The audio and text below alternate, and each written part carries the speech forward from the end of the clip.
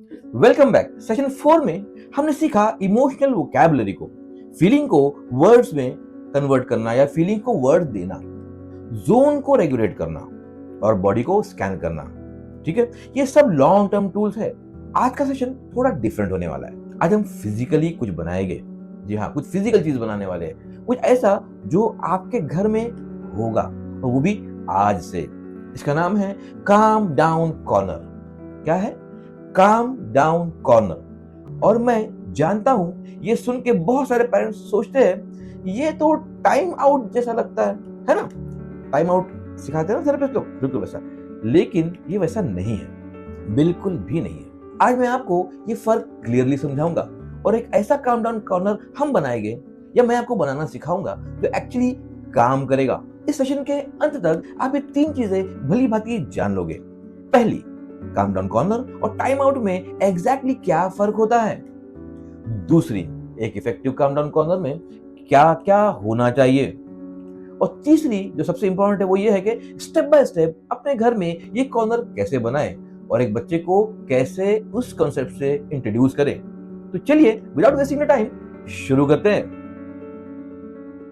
Part 1, calm down corner versus time out. पहले ये myth तोड़ना होगा, ये बहुत जरूरी है। बहुत सारे पेरेंट जब पहली बार काम डाउन कॉर्नर के बारे में सुनते हैं तो सोचते हैं इसका मतलब पनिशमेंट रूम, तो सीधा कंपैरिजन करते हैं उससे। किससे? Time out. अब टाइम आउट क्या होता है? टाइम आउट पेरेंट्स के डिसीजन से होता है। बच्चा वहां बाय फोर्स जाता है, कॉन्सिक्वेंस की तरह, पनिशमेंट की तरह। तुमने ये किया तो टाइम आउट, तुमने ये गलती की तो चलो वहां जाओ। टाइम आउट में बच्चा वहां जाता जरूर है लेकिन वो गुस्से में होता है, रिसेंटफुल होता है और ज्यादा डिसरेगुलेटेड होता है, क्योंकि आप उसको किसी गलती की सजा के पादाश में वहां भेज रहे हो और उस कॉर्नर से एक नेगेटिव एसोसिएशन बन जाता है उस बच्चे का। वेरस काम डाउन कॉर्नर क्या होता है?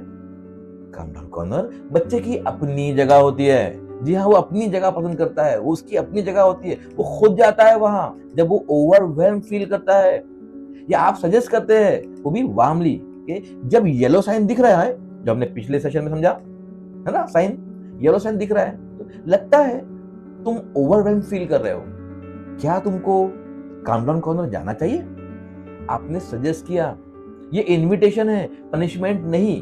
आप में से बहुत से लोग अब इस बात को समझ गए होंगे कि काम डाउन कॉर्नर और टाइम आउट दो रियल में अलग अलग चीजें हैं।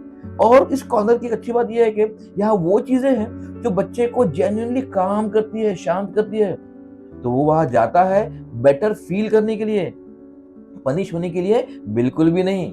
ये फर्क है और ये सब कुछ बदल देता है। Part 2, effective calm down corner में क्या क्या होना चाहिए। अब मैं आपको बताता हूं एक इफेक्टिव काम डाउन कॉर्नर में क्या क्या होना चाहिए। लेकिन पहले एक इंपॉर्टेंट बात, हर बच्चा अलग होता है, डिफरेंट होता है। जो एक बच्चे को काम करता है जरूरी नहीं कि वो दूसरे बच्चे पे भी काम करे। जो एक बच्चे को शांत करने वाली चीज है, टॉय है, खिलौना है, व्हाटएवर, जरूरी नहीं कि दूसरे बच्चे पे भी सेम इफेक्ट करे। हो सकता है दूसरे को वो एजिटेट कर रहा हो, राइट है? तो मैं आपको कुछ कैटेगरीज दूंगा और आप डिसाइड करोगे अपने बच्चे के हिसाब से। फेयर है ना? चलिए, कैटेगरी नंबर 1, लोकेशन। लोकेशन बहुत इंपॉर्टेंट है। क्वाइट जगह होनी चाहिए, घर की बिजी जगहों से दूर। कुछ बच्चों को एनक्लोज स्पेस पसंद है, छोटा, कोजी। वार्डरोब का एक कॉर्नर भी हो सकता है या किसी बड़े फर्नीचर के पीछे या टेंट की स्टाइल में सेटअप। कुछ बच्चों को ओपन स्पेस चाहिए। ऑब्जर्व कीजिए कि आपका बच्चा ओवरवेल्म होने पर कहा जाता है नेचुरली, वो आपका आंसर होगा। होपफुली आप लोग समझ गए। Category number 2, seating. Hard chair नहीं, सॉफ्ट सीटिंग चाहिए। बीन बैग, कुशंस का पाइल, सॉफ्ट मैट्रेस का टुकड़ा, कोजी ब्लैंकेट।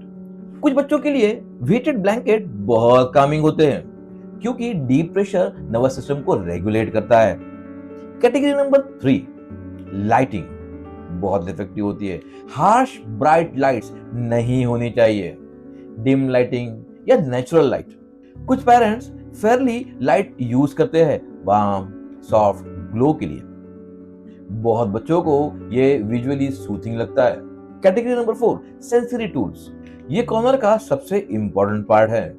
आपके बच्चे के सेंसरी प्रोफाइल के हिसाब से टूल सेलेक्ट कीजिए। कुछ ऑप्शंस मैं आपको दे रहा हूं, जैसे कि fidget toys, small hand held toys जो हाथ को बिजी रखे, spinner, stress ball, putty etcetera. Sensory bottle एक सील्ड बॉटल होती है, ग्लिटर और पानी से भरी हुई।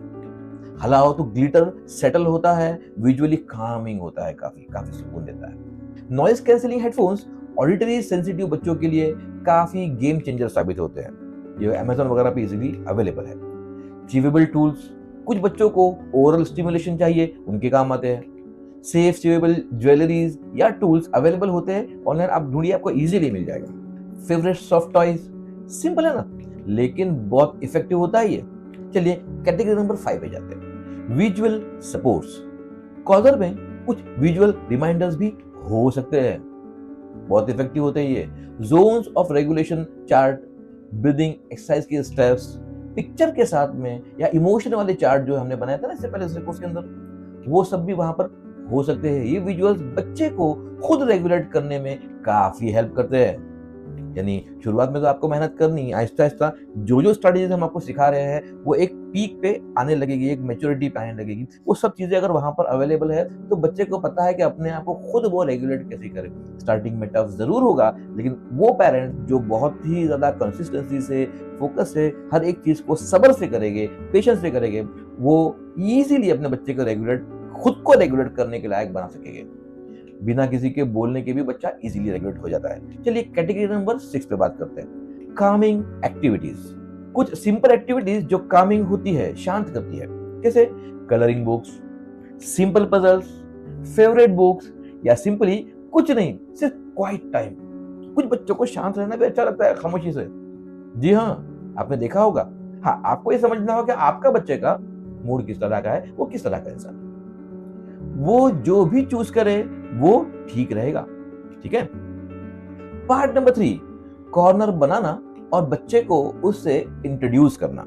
ये सबसे इंपॉर्टेंट स्टेप है। अब मैं आपको ये बताऊंगा, वो भी स्टेप बाय स्टेप, कैसे बनाएं और कैसे इंट्रोड्यूस करें। स्टेप नंबर 1, बच्चे के साथ बनाइए। ऐसा नहीं कि मुझे ये पसंद है तो मैंने ये लगा दिया, मुझे वो पसंद है तो मैंने वो ला के रख दिया ना। बच्चे के इंटरेस्ट के हिसाब से बच्चा भी उसमें पार्टिसिपेट कर रहा है। ये सबसे जरूरी स्टेप है। अकेले मत बनाना प्लीज, बच्चों को इन्वॉल्व करना यहाँ बहुत जरूरी है। हम ये तुम्हारे लिए स्पेशल जगह बना रहे हैं। हमें ये बनाना है किसके लिए? तुम्हारे लिए। बच्चे को ये पता होना चाहिए जहां तुम जा सकते हो, जहां तुमको जाना चाहिए उस वक्त में जब तुम ओवरवेल्म फील कर रहे हो। फेस पे ये समझ में आएगा कि बच्चा नहीं समझ रहा है कि आप क्या बोल रहे हो, लेकिन सबकॉन्शियस में ये बातें जा रही है। Over the period of months वो ये समझेगा कि आप उसे क्या कह रहे थे, और ये जगह जो है उससे बिलोंग करती है, उसकी अपनी कोजी स्पेस है। उसे चूज करने दो, कौन सी जगह, कौन सा क्वेश्चन, कौन से टॉयज। अपनी मर्जी उस पर मत थोपो। अगर आप चाहते हो कि ये टेक्निक आपके बच्चे के लिए इफेक्टिव हो तो आपको अपनी मर्जी नहीं थोपनी, आपको उसको जो है अपने हिसाब से करने देना है, उससे ऑब्जर्व करना है और बनाना है। जब बच्चा खुद बनाता है तो ओनरशिप फील करता है, ये तो मैंने बनाया, ये तो मेरा है, और ओनरशिप उसे उस जगह जाने के लिए मोटिवेट भी करती है। स्टेप 2, काम टाइम में इंट्रोड्यूस करो। मतलब जब बच्चा ग्रीन जोन में हो, काम हो, शांत हो, तब कॉर्नर इंट्रोड्यूस करना है। मेल्टडाउन के दौरान नहीं, बिग नो। पहले काम टाइम में कॉर्नर एक्सप्लोर करने दो। शांति के वक्त में जब वो ग्रीन जोन के अंदर है, तब वो येलो जोन में वहां जाने के लायक रहेगा। रेड जोन में तो वैसे भी जाना नहीं है वहां पर। ठीक है। जब वो ग्रीन जोन में है तो उसे वहां बैठने दो, टॉयज एक्सप्लोर करने दो, पॉजिटिव एक्सपीरियंस पहले, राइट, ताकि वो जगह ब्रेन में सेफ और गुड फील करे उसको। स्टेप 3, प्रैक्टिस करो। एक गेम बनाओ। क्या गेम है? चलो प्रैक्टिस करते हैं। जब हम ओवरवेल्म फील करें तो कॉर्नर में जाते हैं, आप भी जाओ साथ में और देखो क्या फील होता है वहां पर। यह प्रैक्टिस एक्चुअल मोमेंट में ऑटोमेटिकली रिस्पॉन्स बनती जाती है। स्टेप 4, रूल्स क्लियरली सेट करो। कॉर्नर के रूल्स बच्चों को क्लियरली बताओ, ये पनिशमेंट की जगह नहीं है। रूल नंबर 2, बच्चे को इस बात का एहसास दिलाओ कि तुम जब भी चाहते हो वहां जा सकते हो, कोई रोकने वाला नहीं है तुमको वहां पर जाने से। रूल नंबर 3, जब कॉर्नर में हो कोई डिस्टर्ब भी नहीं करेगा तुमको। रूल नंबर 4, जब बेटर फील करो तब बाहर आ जाना वहां से। ठीक है, कोई टाइम लिमिट नहीं है, तुम 10 मिनट वहां रुक रहे हो, 1 घंटा वहां रुक रहे हो, इट्स ओके। ये रूल बच्चे को कंट्रोल और सेफ्टी फील कराते हैं। स्टेप 5, येलो साइन पर सजेस्ट करो। जब आप सेशन 1 वाले येलो वार्निंग साइन देखो, तब जेंटली सजेस्ट करो, लगता है तुम थोड़ा ओवरवेल्म फील कर रहे हो, है ना, अपने कॉर्नर में जाना चाहिए तुमको, क्या लगता है? फोर्स मत करो, सजेस्ट करो, और अगर वो नहीं जाता तो ठीक है, धीरे धीरे वो खुद जाना सीख जाएगा। स्टेप नंबर 6, कॉर्नर को मेंटेन करो। कॉर्नर एक बार बना के भूल मत जाना। टॉयज रिप्लेस करो जब बोरिंग हो जाए। बच्चे से पूछते रहो, कॉर्नर में कुछ ऐड करना है क्या, कुछ चेंज करना है क्या? ये कॉर्नर एक लिविंग स्पेस है, बस ऐसा भंगार रखा हुआ ऐसा नहीं है। ग्रो करता रहना चाहिए बच्चे के साथ। पार्ट 4, एक चीज जो बहुत सारे पेरेंट्स मिस करते हैं, एक लास्ट है लेकिन बहुत इंपॉर्टेंट बात है। बहुत सारे पेरेंट्स कॉर्नर बनाते हैं, लेकिन जब बच्चा वहां जाता है तो उसके पास चले जाते हैं। आमतौर पे ये प्रॉब्लम हमने देखा है उन पेरेंट्स के साथ में, उन मदर्स के साथ में जो हेलीकॉप्टर मदर्स होती है। उसके बच्चे के सर पे मंडरा रही होती है हर वक्त। अरे बाबा, उसके शांत होने के लिए वो कॉर्नर बनाया गया है, उसको सीखना है कि हाउ टू रेगुलेट हिमसेल्फ, उससे दूर हटो। लेकिन वो उस वक्त में भी उसकी हेल्प करना चाहती है। बेटा तुम ठीक हो ना, क्या हुआ तुमको, अरे कब बाहर आओगे वहां से, कब से बैठे हो? मैं समझता हूं ये एज ए मदर आपका लव है और ये कंसर्न होता है, होना चाहिए, लेकिन ये कॉर्नर का पर्पस ही डिफीट कर देगा। अगर आप जैसा कर रहे थे अपने बच्चे के साथ में, अभी ये कोर्स के बाद में भी वैसा ही करने वाले हो, तो रिजल्ट अलग कैसे आएगा? जो बताया जा रहा है उस पर प्लीज ध्यान दीजिए, थोड़ा सोचिए before you take the action. थोड़ा रुकिए, थोड़ा सोचिए कि कहीं मेरा एक्शन भी मेरे बच्चे के रास्ते में रुकावट तो नहीं बन रहा। कॉर्नर का काम बच्चे को अनइंटरप्टेड रेगुलेशन टाइम देना है। जब आप बार बार चेक करते रहेंगे तो वो नर्वस हो जाएगा और उसका नर्वस सिस्टम कभी सेटल नहीं हो पाएगा, स्पेशली खुद से तो बिल्कुल नहीं हो पाएगा। तो रूल याद रखिए। क्या रूल है? जब बच्चा कॉर्नर में हो, आप दूर रहोगे, विजिबल रहो, ताकि वो सेफ फील करे कि मम्मा है, किचन में है, मम्मा बेडरूम में है, मम्मा इधर है, मम्मा उधर, ठीक है, लेकिन इंटरफेयर मत करो, ठीक है? वादा? वो जब बाहर आएगा तो कनेक्ट करो उससे। कौन रोकता है आपको? आप ही का बच्चा है। स्टार्टिंग में ये मुश्किल है, ये मैं जानता हूं, लेकिन यही कॉर्नर एक्चुअली में काम करता है। तो चलिए सेशन को रैप अप करते हैं। तो आज हमने क्या सीखा? पहली चीज, काम डाउन कॉर्नर और टाइम आउट में फर्क होता है। ये बच्चे की अपनी सेफ स्पेस है, पनिशमेंट की जगह बिल्कुल भी नहीं है। दूसरी चीज, 6 categories, location, seating, lighting, sensory tools, visual support और कामिंग एक्टिविटीज। तीसरी चीज, 6 स्टेप का बच्चे के साथ बैठ के एक प्लान, राइट है, काम टाइम में इंट्रोड्यूस करना है उसको इस काम डाउन कॉर्नर को। इसकी प्रैक्टिस करनी है, इसके रूल सेट करने हैं, येलो साइन की प्रैक्टिस करनी है, और येलो साइन जब नजर आते हैं तब सजेस्ट करना है, और इसको मेंटेन भी कराना है। इनिशियली टफ है, ये हो जाता है। आज का होमवर्क आपके लिए क्या है? घर में एक पोटेंशियल लोकेशन आइडेंटिफाई करना है काम डाउन कॉर्नर के लिए। और वो कैसे करेंगे? जो हमने ऊपर आपको बताया है, बच्चा जब ओवरवेल्म होता है तो कहाँ जाता है, ये मालूम करके आप काम डाउन कॉर्नर की जगह बना सकते हो इजीली। बाकी सब बच्चे के साथ डिसाइड करेंगे आहिस्ता आहिस्ता। बस आज एक जगह सोचो अपने घर में, सेफ, प्यारी, ऐसी जगह जहां आपका बच्चा सुकून से जा सके। अगला session number 6, post meltdown recovery for a child and आपके लिए भी, मीन्स बच्चे के लिए और बच्चे के पेरेंट के लिए। क्योंकि मेल्टडाउन के बाद में बच्चा एग्जॉस्ट होता है और आप भी उस रिकवरी पीरियड को सही हैंडल करने से उससे बहुत ज्यादा बेनिफिट बच्चे को भी मिल सकते हैं और आपको भी मिल सकता है, और ये दोनों चीजें बहुत जरूरी हैं।